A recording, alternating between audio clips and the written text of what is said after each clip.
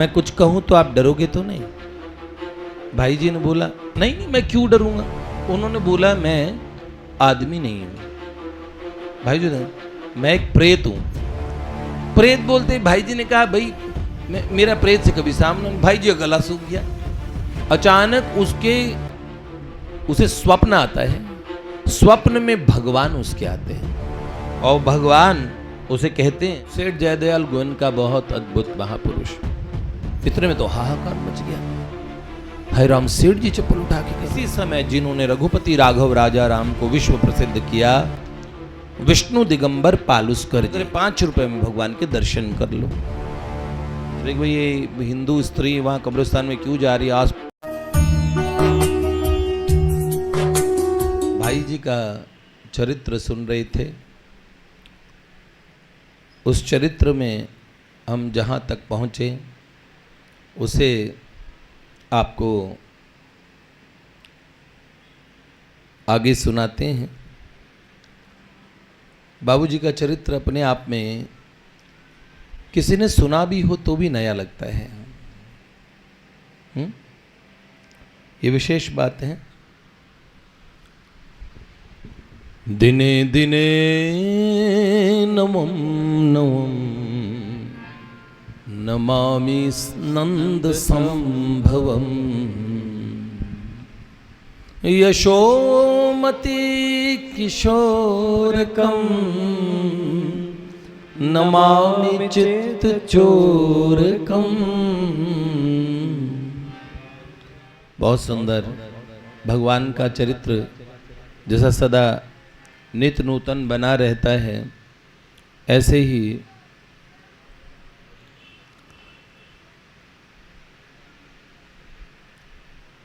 बाबूजी का चरित्र, उसमें भी यही बात है, यही विशेषता है।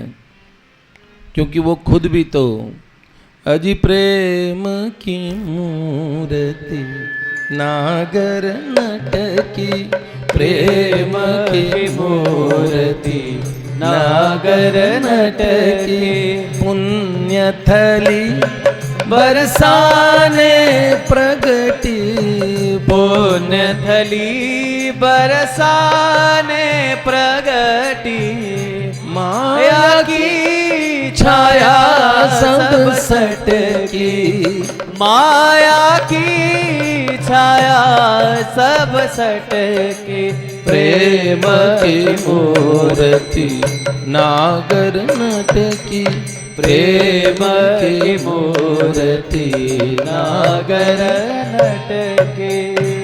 नागर नट की प्रेम की मूर्ति राधा रानी है।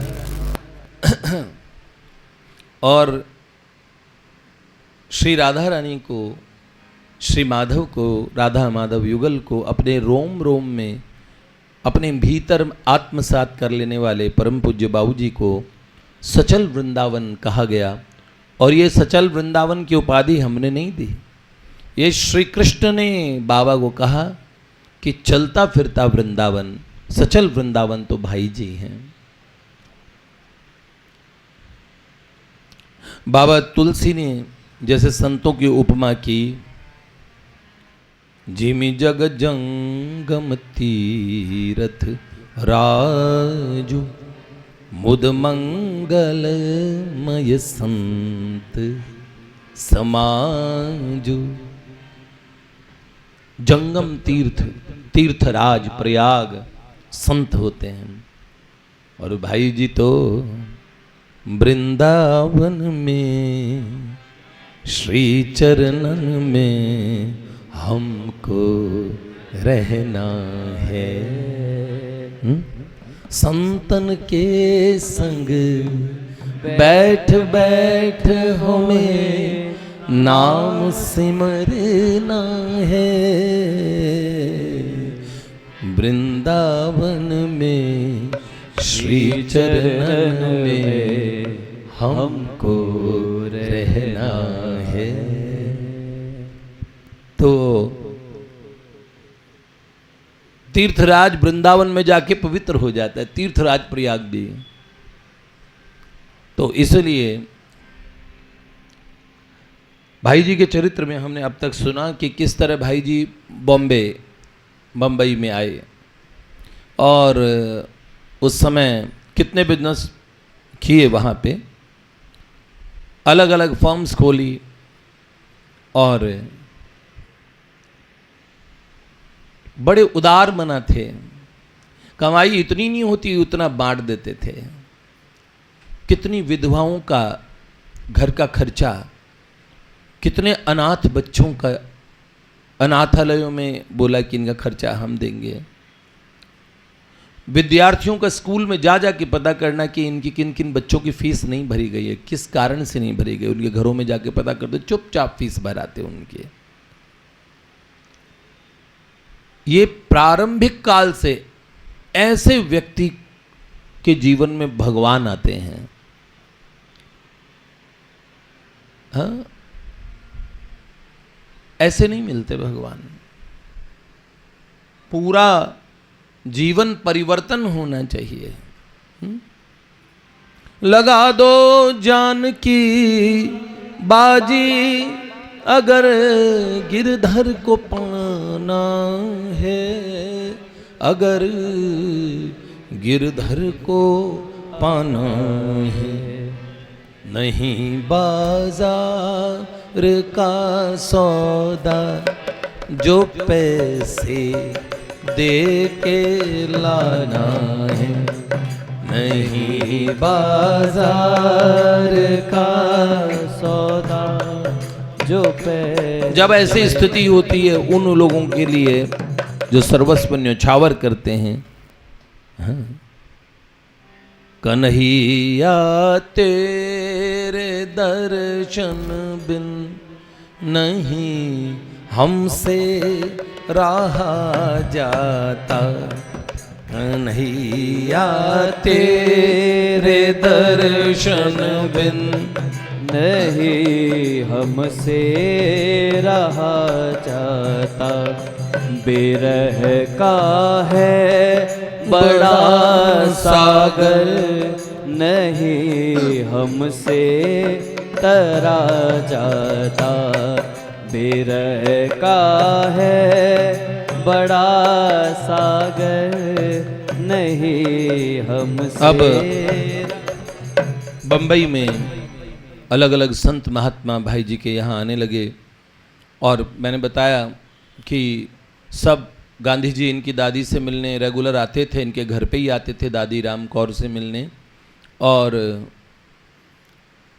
विदेशी वस्त्रों की होली जब खेली गई तो उसमें प्रथम भूमिका में भाई जी थे। और किस प्रकार बाल गंगाधर तिलक, लाला लाजपत राय जी बड़े घनिष्ठ थे। यहाँ तक कि मोहम्मद अली जिन्ना भी इनके प्रभावशाली व्यक्तित्व से उनको भी लगता था कि कुछ लाभ होगा, लेकिन भाई जी का एकदम मोह भंग हो गया। ऐसा लगा कि देश की और जो स्वतंत्रता का और ये उपक्रम किया जा रहा है उसमें भी आध्यात्मिक सोच की बड़ी आवश्यकता पड़ेगी। तो फिर उन्होंने अपनी मूल भाव की तरफ लौटे और यहीं पे सेठ जी का कलकत्ता में सत्संग मिला था। भाई जी सेठ जी पे इतने मुग्ध हो गए थे। 7 वर्ष बड़े मासी के रिश्ते में भाई थे, लेकिन परिवार के कोई इतना क्लोज आना जाना नहीं था। लेकिन सेठ जी के सत्संग को देख के अद्भुत, सेठ जयदयाल गोयनका बहुत अद्भुत महापुरुष, बहुत अद्भुत महापुरुष। सेठ जी की हर चीज अपने आप में बड़ी विलक्षण थी, एकदम विलक्षण। गीता भवन, गोविंद भवन, सत्संग का सेठ जी को बड़ा, जीव सत्संग से जुड़ जाए बस सेठ जी सोचते थे कि अब जीव का कल्याण सुनिश्चित है अगर वो सत्संग से जुड़ गया तो। रात को 12 से 1, फिर दूसरे लोग गए तो 1 से 2, फिर 2 से 3, 3 से 4, 4 बजे तुरंत स्नान वगैरह संध्या वगैरह करके फिर लग जाते थे अपने जप नित्य क्रम में। सुबह आ जाओ, सत्संग की बात करो और खूब रस ले लेके भगवान की वार्ता करना। शास्त्र के विचार, ये सेठ जी का जीवन था। ज्वाला प्रसाद कानोड़िया जी भाई जी के घनिष्ठ मित्र थे और वो कलकत्ता में रह गए थे और भाई जी को बंगाल छोड़ने का आदेश मिला था, तो भाई जी फिर बम्बई में आके बसे। तो मित्रता की कसौटी कैसी होती है, इन मित्र को, अब सेठ जी बंगाल में रहते थे बांकुड़ा में, तो सेठ जी का संग मिलना शुरू हुआ। एक मित्र को अच्छी आध्यात्मिक उपलब्धि हो तो वो अपने मित्र को नहीं भूले तो बड़ी अच्छी बात है। ज्वाला प्रसाद कानोड़िया जी के मन में बात खटकती कि मैं भाई जी के कारण सेठ जी से मिल पाया। अब सेठ जी पे उन्होंने प्राण वार दिए। उन्हें लगा कि भी सेठ जी ऐसे हैं तो मैं भाई जी से वापस मिलाऊं सेठ जी को। और हालांकि कानोड़िया जी का जीवन आंदोलन, आज़ादी के आंदोलन से साथ साथ चल रहा था, भाई जी के साथ साथ उनके जीवन की यात्रा बढ़ी है। उनके विचार कितने ही बदले हों अलग अलग समय में, लेकिन एक चीज़ नहीं बदली, वो दोनों दोस्तों की मित्रता। ये दोनों मित्र एकदम एक दूसरे से बड़ा प्रेम करते थे। अब भाई जी गृहस्थी यहाँ और कानोड़िया जी की कलकत्ता में। और इसके बाद में सत्संग सेठ जी का सुनते सुनते उनके मन में आया कि भाई जी को उन्होंने पत्र लिखा कि सेठ जी को बंबई बुला लो एक बार। तो बंबई के लोगों को, ऐसे महापुरुष महाराष्ट्र में आएंगे उस धरती पे, बड़े गौरव की बात होगी, पवित्र संतों की वो भूमि है। तो ऐसे में सेठ जी जैसे महापुरुष, एक अद्भुत महात्मा, एक युग पुरुष आपके यहाँ आए और आग्रह पूर्वक आप बुलाओ, और फिर इधर से मैं भी हट करूँगा सेठ जी को। और अंत में भाई जी ने क्या किया, भाई जी ने सेठ जी को पत्र लिखा, तार भी दिया और बार बार सबने आग्रह किया। तब सेठ जयदयाल गोयनका जी ने हामी भरी कि मैं बंबई आ रहा हूँ हनुमान। और जैसे शरद ऋतु का समय था, 1922 की बात है, उस समय के शायद परमोच्च संतों में से एक सेठ जी, और जब उस धरती पे आए तो भाई जी का उत्साह देखने को बनता था। और वहाँ पे आध्यात्मिक जगत के जो लोग थे उनमें ऐसा उत्साह था, बस सेठ जी क्या मतलब भगवान ही आ रहे हो। तो स्टेशन पे सैकड़ों लोगों की भीड़, और क्योंकि सेठ जी मारवाड़ी बनिए थे, मारवाड़ी समाज उस समय भी बहुत धनाढ्य था, तो गाड़ियों की गाड़ियां लाइन लग गई है सेठ जी को लाने के लिए। अब सेठ जी के मन में अब क्या बात, किसकी गाड़ी में बैठे। और सेठ जी एकदम निष्काम महापुरुष थे। एक बार सेठ जी चल रहे थे, गीता भवन में अंदर आए, प्रवेश कर रहे थे, तो किसी की चप्पल को ठोकर लगी। तो चप्पल क्या हो गया, उल्टी हो गई, दूर जाके गिरी चप्पल। एक चप्पल ठोकर लगने से एक चप्पल दूर जाके गिरी जिधर बगीचे की तरफ, और उल्टी हो गई तो एक चप्पल इधर रह गई। तो सेठ जी 4 कदम क्या सोचते हुए आगे चले। सेठ जी का हाथ पकड़ के कई लोग, सेठ जी ध्यान करते करते चलते थे, तो कंधे पे रामेश्वर जी मुंदड़ा के ऐसे कंधे पे हाथ रख लेते थे, आंख मीच के चलते थे। जब ठोकर लगी तो सेठ जी ने देख लिया चप्पल दूर गिरी है, और 10 कदम चले सेठ जी। सब लोग चलते रहे, सेठ जी ने पीछे देखा, चप्पल वहीं है। तो सेठ जी ने कहा 1 मिनट काम है। बोले क्या बात हुई सेठ जी? सेठ जी ने आंखें खोली, वो कहा रुको एक बार रुको, कोई काम है। तो सेठ जी मुड़े गए और वो चप्पल किसी की थी, चप्पल वहाँ से उठा के लाए। इतने में तो हाहाकार मच गया, हाय राम, सेठ जी चप्पल उठा के कर रहे हैं। सेठ जी ने चप्पल वहीं लगाई जहाँ थी, दोनों चप्पल ठीक से रखी, हाथ धोने लगे। तो सेठ जी उन सब बड़े शर्मिंदा थे। सेठ जी ये आपने क्या किया? सेठ जी ने कहा आपकी नस नस में सकामता भरी है, जीवन में बिना कोई लाभ हम भक्त हैं, तब भी लाभ सोच के काम करते हैं। ये निष्काम प्रेम नहीं है, ये निष्काम सेवा नहीं है। कुछ भी काम ना होना, प्रसिद्धि की काम ना होना। अगर ये बोले सेठ जी चप्पल से निष्कामता सकामता का क्या लेना देना? सत्संगी प्रश्न पूछते ही थे, सेठ जी उत्तर देते ही थे। हर बात का प्रश्न पूछो, सेठ जी हमेशा यही बोले भाई प्रश्न पूछो। स्वामी जी के भी यही शैली थी, हाँ भाई कोई प्रश्न पूछो, ये पद्धति थी। तो वो सेठ जी चप्पल को ठीक कर देने से निष्कामता सकामता का क्या लेना? उन्होंने बोला अगर ये चप्पल मेरी होती और ठोकर मार के दूर गिरी होती तो ऐसे ही पड़ी होती। तो उन्होंने बोला नहीं, क्योंकि तुम्हारे मन में है सेठ जी एक महापुरुष हैं, साथ रहेंगे, इनकी सेवा करेंगे तो भगवान प्रसन्न होंगे, आध्यात्मिक लाभ होगा, अच्छी गति मिलेगी, सब चीज़। ये सब बातें सोचते हो। जैसे सेठ के लिए सोचते हो ऐसे जीव मात्र के बारे में सोचोगे ना तो भगवान प्रसन्न हो जाएंगे। क्यों दूसरे की चीज़ की, उसमें तुम्हें कोई लाभ नहीं दिखा कि इसकी चप्पल ठीक क्यों करे, कोई होगा, चाहे वो व्यक्ति परेशान होता रहे कि चप्पल कहाँ है मेरी दूसरी, पर तुम्हें कोई मतलब नहीं। अद्भुत थे, हर बात अलग। गीता भवन नंबर 1 बना नहीं था तो गीता भवन नंबर 1 बन गया था, 2 बना नहीं था ठीक से। उसमें कोठरियाँ थी, कोठरी पुरानी, कैसे भी जब ज़्यादा भीड़ हो तो उसमें भी ठहराते थे लोगों को। तो कोई कहीं से आया था, चूरू से या कहीं से कोई परिवार आया था। तो एक माताजी और उनका वृद्ध माताजी, उनका बेटा। तो बरसात ऋषिकेश में होती ही है। अब गर्मियों के समय में बरसात बेमौसम पहले ही आने शुरू हो गई, खूब बारिश। अब इतने वो पुरानी कोठरियों में जल चूने लगता था, इतना पानी भरने लगा।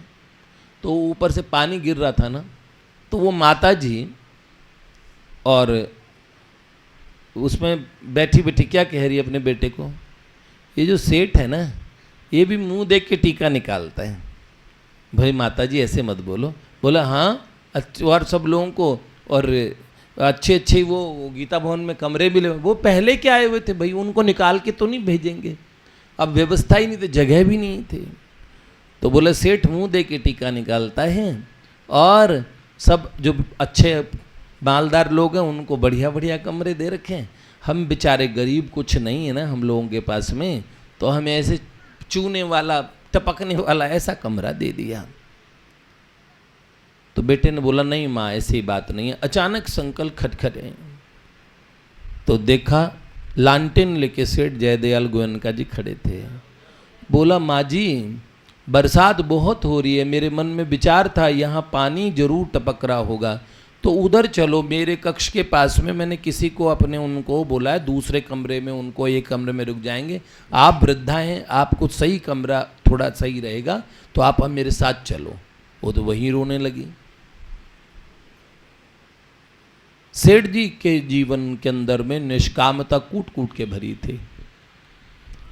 स्वामी जी महाराज कहते जैसे श्री रामानुजाचार्य, मध्वाचार्य जी सब ये सब आचार्य थे भक्ति योग के, भगवान शंकराचार्य ज्ञान योग के, तो सेठ जी निष्काम कर्म योग के आचार्य थे, निष्कामता के।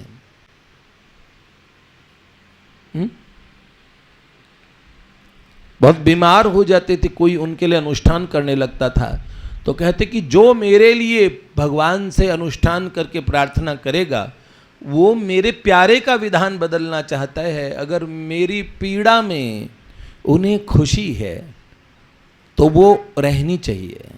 मेरे प्यारे ने अगर ये सोचा है कि सेठ को कष्ट हो तो होने दो, और वो मेरा मित्र नहीं है जो इन विधान को बदलना चाहता है। तो सेठ जी बहुत अलग तरीके से, भाई जी बड़े प्रभावित थे। अब वो गाड़ी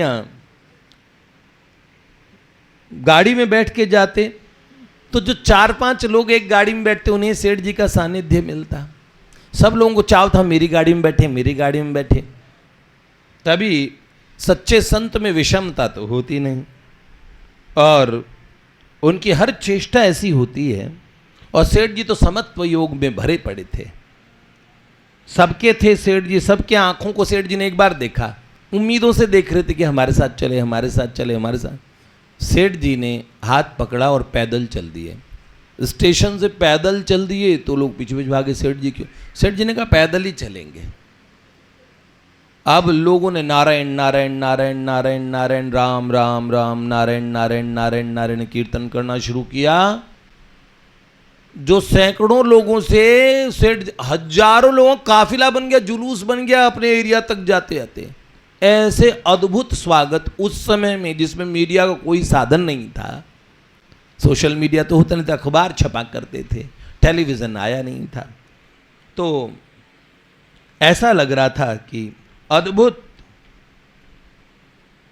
और सेठ जी सुखानंद जी की धर्मशाला में पहुंचे, तब तक तो ऐसा लगा आत्मानंद सुखानंद का सागर मुंबई की सड़कों पे उमड़ पड़ा है। लोग एक दूसरे से पूछते हैं, अरे बड़े संत आए हैं, बड़े संत आए हैं, बड़े, हाँ कोई बड़े संत आए हैं। लोग इतने महात्मा जिनके पास आए हैं तो सब बड़े संत ही होंगे, बहुत बड़े। अब सुखानंद जी की धर्मशाला में सेठ जी जब पहुँचे, बम्बई में 10 दिन ठहरे और सेठ जी का निष्काम कर्म योग पे ही प्रवचन हुआ। नर नारायण मंदिर में रोज कीर्तन होता था और 10 दिन बहुत लोगों ने।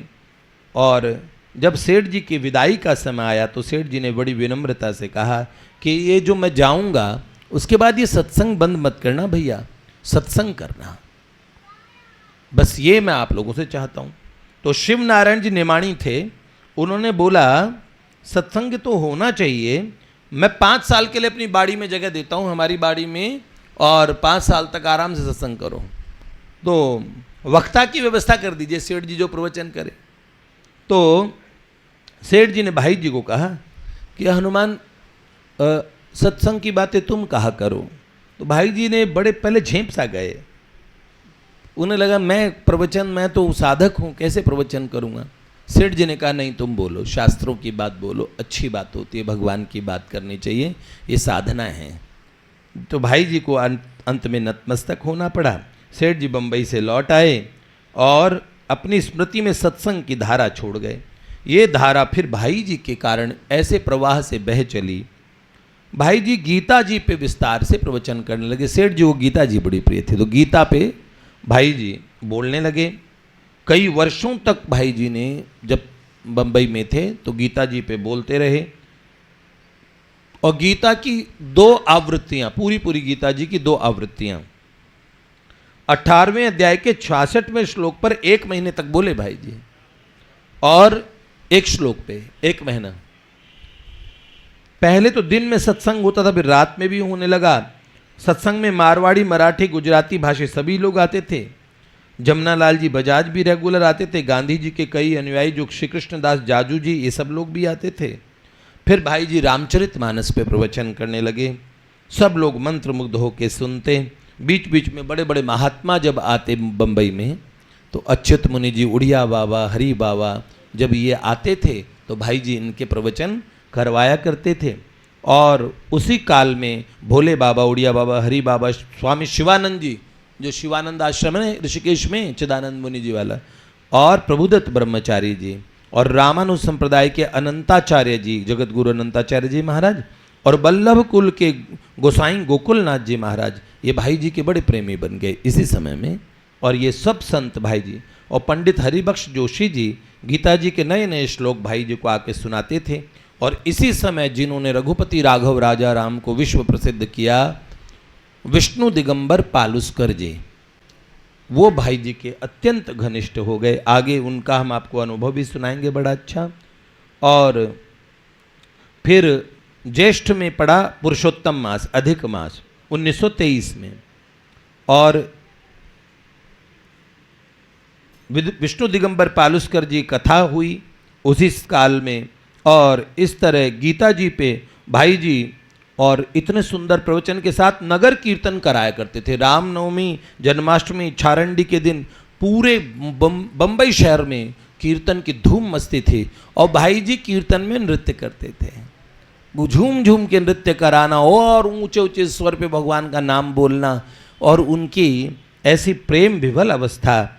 और उन्होंने बालकों गीता जी की शिक्षा देने के लिए मारवाड़ी विद्यालय, उनमें अलग अलग जगह जाके और विद्यालयों में संपर्क करके गीता जी की क्लासेस देने लगे।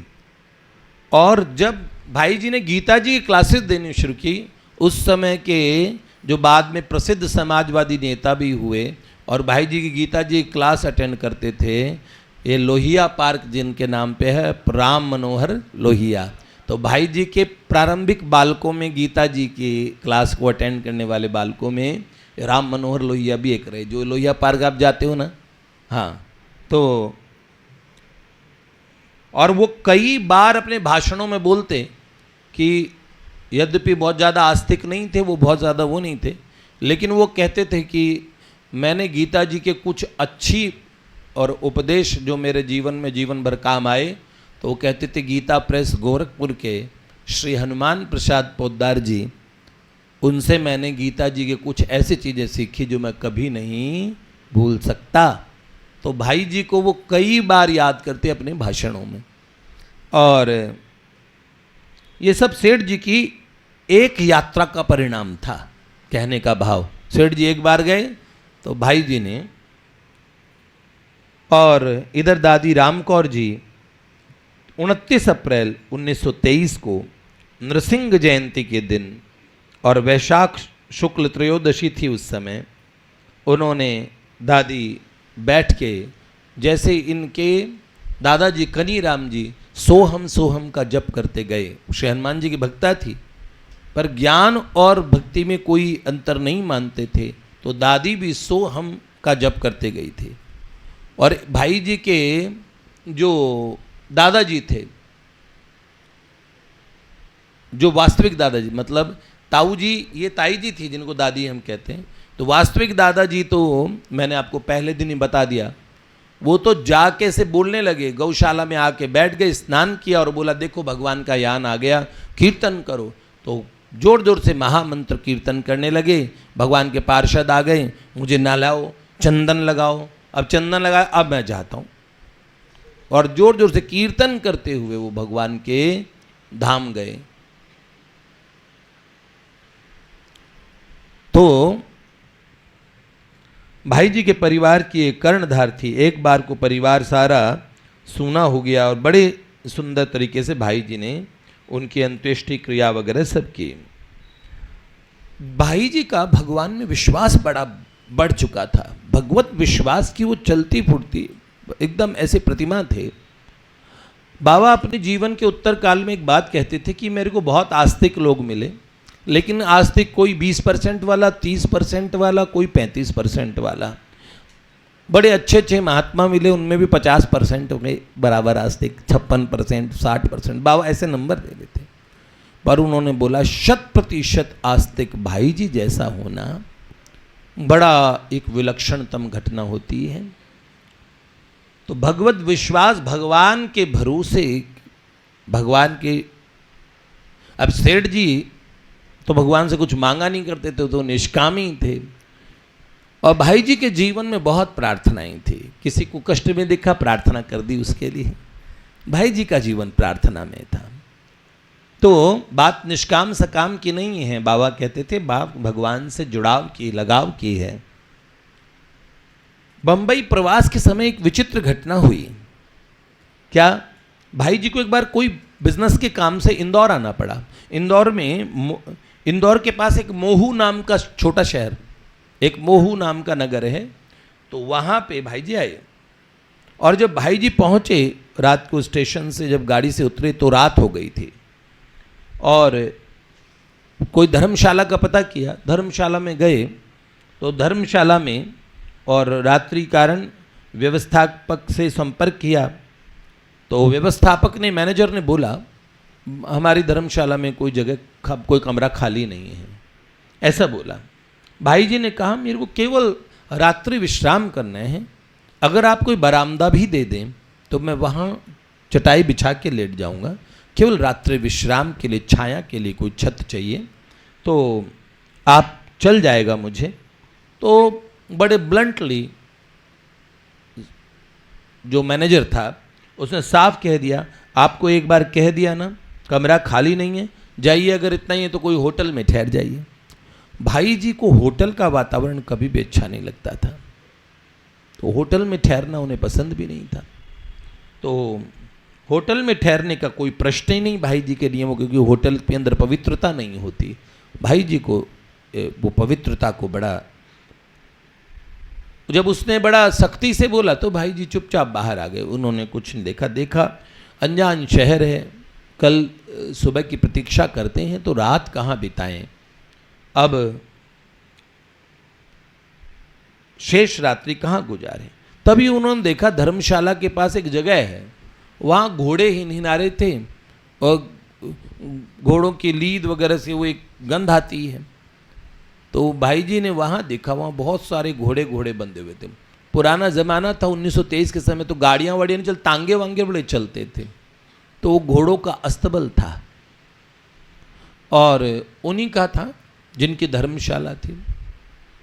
तो वहाँ पे उन्होंने देखा, जहाँ घोड़ों के इस एरिया के पास थोड़ी सी जगह ऐसी थी तो ऊपर से छान बनी थी। तो भाई जी ने वहाँ थोड़ा लीद वगैरह हटा दी और फिर एक अपना उत्तरीय था उसे बिछाया और वहाँ सो गए विश्राम। अब उनके मन में तो कोई ऐसी कामना नहीं थी, कुछ जैसी परिस्थिति राम जी ने दी वैसी बढ़िया भगवान को। अब सो गए तो बिना खाए पिए, ट्रेन में कुछ खाते थे नहीं, मुंबई से लेके भूखे प्यासे, और जल भी किसी ने नहीं पूछा। तो पानी पीने का दिन में तो पता लग जाए, किसी से मांग ली पानी, रात में पहुँचे तो पानी नहीं पिया है, भूखे भी हैं, बहुत थके भी हैं और कोई व्यवस्था भी नहीं है। अब क्या करें, तो सो गए भगवान का स्मरण करके, और इतने थके थे कि नींद आ गई। ऐसी भूख प्यास में भी नींद आ गई। जो धर्मशाला का मालिक था, ये तो वो मैनेजर ने तो साफ मना कर दिया, धर्मशाला का मालिक था, बड़ा भगवान का भजन करता था, बड़ा आस्तिक व्यक्ति था भगवान में और धर्मपरायण था। अचानक उसे स्वप्न आता है, स्वप्न में भगवान उसके आते हैं और भगवान उसे कहते हैं, तुम्हारी धर्मशाला का जो अस्तबल है ना, वहाँ मेरा एक भक्त है, वो भूखा सो रहा है, वो बहुत प्यासा भी है, और घोड़ों के बीच में उधर जाके खाली जगह करके वो अपना वहाँ सोया हुआ है, और मेरी प्रसन्नता चाहते हो, मैं तुम पे प्रसन्न होऊंगा, अगर जाके उसे भोजन कराओ, उसे रखने की जगह दो अपने यहाँ। अब वो जागा तो सोचने लगा, सपना कभी इतना स्पष्ट नहीं होता, अब मेरे को टेस्ट करना है कि भगवान मुझ पे सच में प्रसन्न है कि नहीं है। अगर ऐसा कोई व्यक्ति मिल गया तो ये मेरी ज़िंदगी का बहुत बड़ा अनुभव होगा। क्या सच में कोई आदमी घोड़ों के अस्तबल में वो लीद वगैरह की जगह पे जाके सो सकता है? मालिक खाली वो टॉर्च लेके बेचारा निकला और वो अस्तबल में गया तो देखा वो अस्तबल के घोड़े बंधे हुए वहाँ पे। फिर उसने टॉर्च लगाई तो वहाँ तो कोई सो रहा है। तो जाके उसने कुछ नहीं किया, चरण पकड़ लिए और चरण पकड़ के वो उन्हें जगाया भी नहीं, वो तो रोने लगा। भाई जी उठ गए। भाई जी ने कहा, भैया तुम्हें किस बात का कष्ट है जो तुम रो रहे हो? भाई जी के सामने रोना उन्हें बिल्कुल सहन नहीं होता था। तो उन्होंने कहा, बताओ। बड़े प्रेम से पूछा, आप कौन हैं और इस रात में मेरे पास क्यों आए और इतने दुखी क्यों हैं? क्या बात है? मेरे लायक अगर कोई सेवा हो तो बताओ जो मैं आपके लिए कर सकूं। अब भाई जी ने उससे यह पूछा। उस व्यक्ति के मुंह से शब्द ही नहीं निकल पा रहे। उसे भगवान का पहली बार इतना बड़ा अनुभव हुआ था। तो वो कहने लगा, उसने पुनश्च भाई जी के चरणों में अपना मस्तक रख दिया और बोला। तो भाई जी ने उनकी पीठ से लाने लगे। भाई जी ने कहा, भैया बता दो, अपने घर का ही आदमी समझो, मुझे बताओ तुम्हें कष्ट क्या है? तो उसने बोला, मुझे कष्ट नहीं है, मैं तो बहुत आनंदित हूँ, पर ये मेरे आंसू ये दुख के नहीं हैं। आज उस खुशी उस आनंद के आंसू है कि आपके कारण भगवान ने मुझे अपना लिया। तो उन्होंने बोला, भैया मैं आपको जानता नहीं, आप मुझे नहीं जानते, तो कैसे आप मुझे स्पष्ट करके बताएं कि आपको कैसे लगा कि भगवान ने अपना लिया? तो उसने कहा कि भगवान ने कहा, मेरा एक भक्त भूखा प्यासा सो रहा है, अगर मुझे प्रसन्न करना चाहते हैं वो, तो उसे बुलाओ, उसे खिलाओ पिलाओ, अपने यहाँ सुलाओ, उसका आतिथ्य करो। उसके अयाचित आतिथ्य, बिना मांगे सारी घटना सुनाई और बिस्तर वो उनका भाई जी का वो जो उपरना लपेटने लगा, उन्हें चलो मेरे साथ चलो आप, और भाई जी से प्रार्थना की। भाई जी भी इतने विफल हुए कि भगवान ने कहा ना मेरा भक्त है, मतलब भाई जी तो मैं भगवान का मैं अपना हूँ, भगवान मुझे इतना प्रेम करते हैं। तो भगवान की इस करुणा कृपा से भाई जी का भगवान के प्रति कि मांगने की हमें जरूरत भी नहीं पड़ेगी, भगवान हमारी को देखते हैं, ये बहुत बड़ी बात है। अगर वो कोई सुविधा नहीं देते तो उसका भी कोई कारण होगा, और अगर देते हैं तो भी कोई कारण होता होगा। तो भाई जी ने उसका आतिथ्य स्वीकार किया। आधी रात को उनके घर में भोजन बना, भगवान और ये भाई जी को भोजन करवाया गया, और फिर भाई जी के शयन की व्यवस्था हुई। इस तरह ये एक ऐसा अनुभव था, ये दीर्घकालिक भाई जी के हृदय में भगवत विश्वास तो उनके हृदय में था ही, और उसको भगवान पोषित कर रहे थे। मुंबई की इसी बीच की एक घटना और है, एक और सुना देता हूं ताकि आज का साधना प्रारंभ होने पर बड़ी तीव्रता आने लगी भाई जी की। नाम जब खूब खूब होता था, वो शिमला पाल से आदत पड़ गई थी, और ध्यान भी भाई जी खूब करते थे। शाम के समय और भोजन कर लेते थे जल्दी। भोजन करके भाई जी को चौपाटी है ना जहाँ पे जू बीच है, उस समय इतनी भीड़ नहीं होती थी, पर जू चौपाटी पे भाई जी शाम को चले जाते थे। थोड़ा अंधेरा होने से पहले लोग भागने शुरू होते थे, तब भाई जी बैठ जाते थे अपना। तो समंदर के किनारे घूमते घूमते भाई जी अपनी झोली माला ले जाते थे, खूब खूब नाम जप करते थे समुद्र को देखते हुए। समुद्र भगवान की विभूति है ना, बड़ा अच्छी फीलिंग आती है समुद्र को देख के नाम जप करना। मुझे बहुत आनंद आता है समुद्र को देखना, मुझे इतना इतना प्रिय है। एक बहुत ऊंचे पर्वत को, जैसे हिमालय को, ऐसे पर्वतों को देखना, सुंदर आकाश को देखना, ये भगवान की विभूति है। अब जू चौपाटी का मतलब जो चौपाटी का जो समुद्र था, उसके किनारे भाई जी घूमते फिरते रहते थे। फिर बेंचें लगी थी, तो बेंच पे जब थक जाते तो बेंच पे बैठ के जप किया करते थे, और भगवान का चिंतन भी करते थे, समंदर को देख के ध्यान करते थे। और एकांत हो जाता था, अंधेरा होते होते बाकी लोग चले जाते थे, तो और भाई जी को बड़ी सुविधा हो जाती थी। एक दिन क्या हुआ, बेंच पे बैठ के नाम जप कर रहे थे, तो भाई जी खुद लिखते हैं कि एक व्यक्ति, एक सज्जन, कोई पारसी थे, बड़ी उम्र के थे, तो उनकी जो ड्रेस देख के उनके पहनने का वो जो वेशभूषा थी, उससे भी पारसी लोग जैसे पहना करते ना, वो कपड़े उसने पहन रखे थे। तो भाई जी की बेंच, भाई जी बैठे कि मेरे पास बेंच के पास आके से खड़े थे। अब वो खड़े रहे तो भाई जी ने कहा इनको लगता है बेंच पे बैठने की जगह चाहिए, तो बेंच तो पर्याप्त बड़ी थी, बैठ ही जाएंगे, पर वो व्यक्ति ऐसे पास आके खड़े हो गए। भाई जी कह रहे मैं जब करता रहा, वो भी ना बोले, मैं भी ना बोलूं, अनजान आदमी में कौन बोले।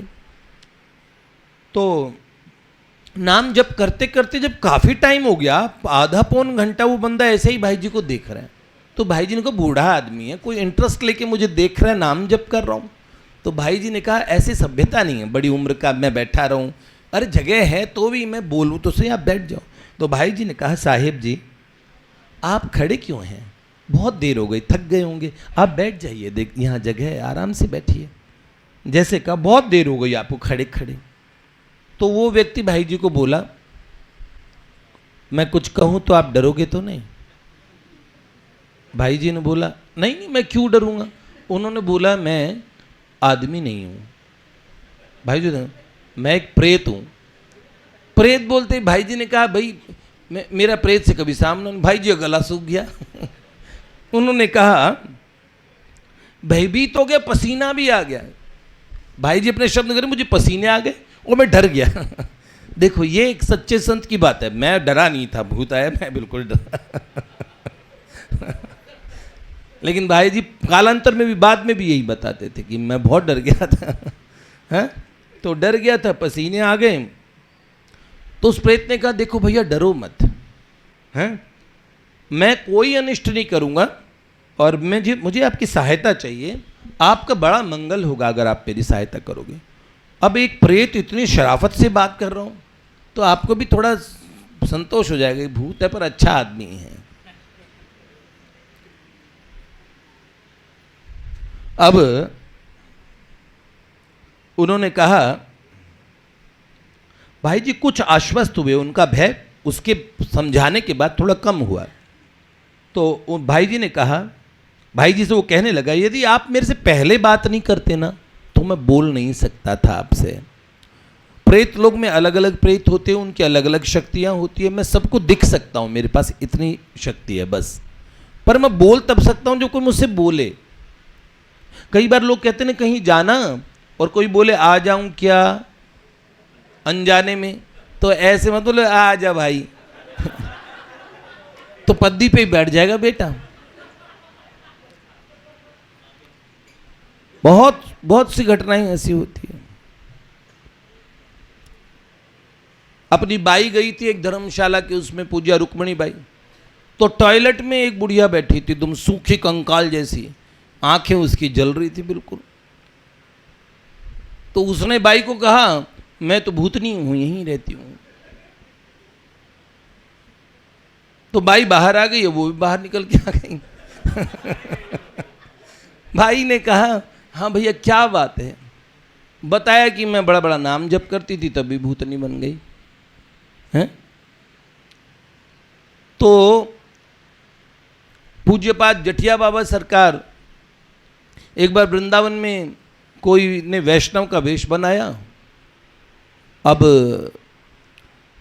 वो कहने लगा, उस जमाने में 5 रुपये बहुत होते थे, तो करे 5 रुपये में भगवान के दर्शन कर लो। अब 5-5 रुपया लेते हैं, बहुत लोगों को दर्शन कराते हैं, श्री कृष्ण के दर्शन हो रहे हैं। अब बेचारे किस व्यक्ति ने श्री कृष्ण देखे हैं जो ऐसे कैसे बता दे श्री कृष्ण, जो आए हाय हाय आनंद आ गया, आनंद आ गया। अब इस भोले भाले बड़े ब्रजवासी भी खुश हो के आते, कई कई लोग आते, अरे उनके पास जाओ 5 रुपये में भगवान के दर्शन करो। तो जटिया बाबा सरकार उस समय शायद अद्वैतवटी तो है वहाँ पे जहाँ पे उनका आश्रम है, अद्वैतवटी बोलते गिरधर जी, वो जो आश्रम जटिया बाबा का आश्रम उसे अद्वैतवट बोलते हैं शायद, अद्वैतवटी है वो। हाँ मैं गया हूँ वहाँ पे उस आश्रम में। तो जटिया बाबा सरकार जब वहाँ पहुँचे बंगाल से, तो अपने आश्रम आए, तो बोले बाबा जी आजकल तो एक जने की धूम मची हुई है और 5-5 रुपये में श्री कृष्ण के दर्शन करा। बाबा जी तो शक्तिपात करते थे, मंत्र देते ही कुंडलनी जगाते थे, महाप्रकाश के दर्शन कराते थे। जटिया बाबा को तो इस बात के लिए प्रसिद्ध थे, लेकिन श्री कृष्ण दर्शन के लिए बोलते थे अब इतना मैंने किया, अब आगे भगवान बहुत बड़ी सत्ता है, कोई ऐसा नहीं कि उसे सिनेमा चलाए दर्शन कर लो, या तो भगवान जिनके कोई प्रेमी संत के बड़े प्रेमी हो उनके कहने पे दर्शन दे दें, पर कोई दर्शन करा दे मतलब भगवान से भी बड़ी वस्तु हो गया भैया। तो बोले ये 5 रुपये में दर्शन करा रहे। बाबा भी चले गए। अब बाबा को देख के वो थोड़े उसके पसीने छूटने लगे। बाबा का प्रभाव भी ऐसा था, जटाधारी महात्मा, एकदम गोल मटोल भारी भरकम शरीर, रुद्राक्ष की तुलसी की सबकी माला एक साथ पहनते थे। रामकृष्ण परमहंस देव तभी उन्हें वही पहले तो पैंट शर्ट पहना करते थे, ब्रह्म समाजी थे। रामकृष्ण परमहंस देव ने जब उन्हें देखा, विजय ये क्या अंग्रेजों वाले कपड़े पहन रखे हैं, तुम गौड़ीय वैष्णव हो ना, अद्वैत वंश के हो ना, ये क्या गौड़ीय तिलक लगाओ अपना। रामकृष्ण परमहंस देव बिल्कुल संप्रदायवाद उनके उसमें नहीं था, जो जिस संप्रदाय का वो उससे भगवान की प्राप्ति करे, उनका ये हमेशा मत था।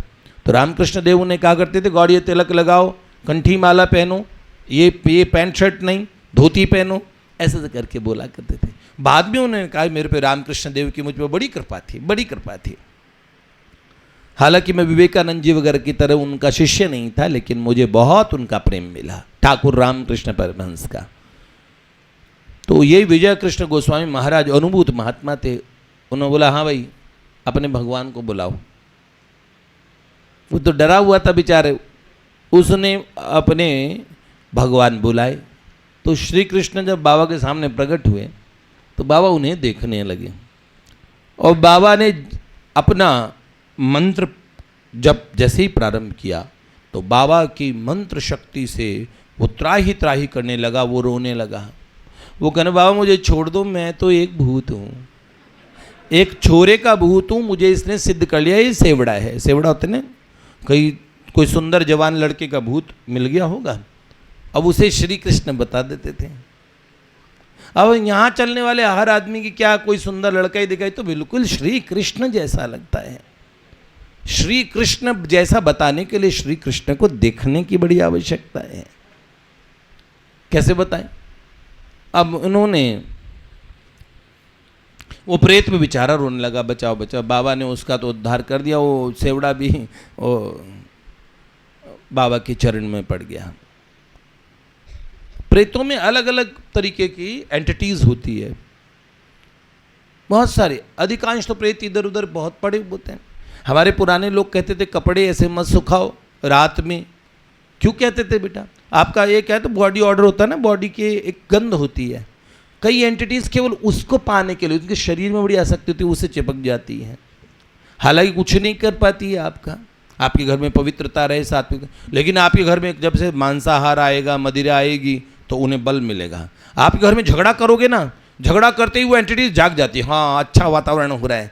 जैसे होता है ना, बीज डला, उसे पानी वानी मिल जाए तो पनपने का मौका मिलता ना, ऐसे वो प्रेत एंटिटीज बड़ी बड़ी कितनी हाय हाय और लड़ो और लड़ो, उनमें ताकत है कि फिर वो आप में घुस के आपसे और लड़ाई करवाएगी। फिर आप तो कुश्ती और वो सब आनंद होता है ना बहुत। तो ये वाली चीज़ होती है कि वो ये एंटिटी वर्ड होता है, इसे बड़े ध्यान से समझने लायक चीज़ होती है।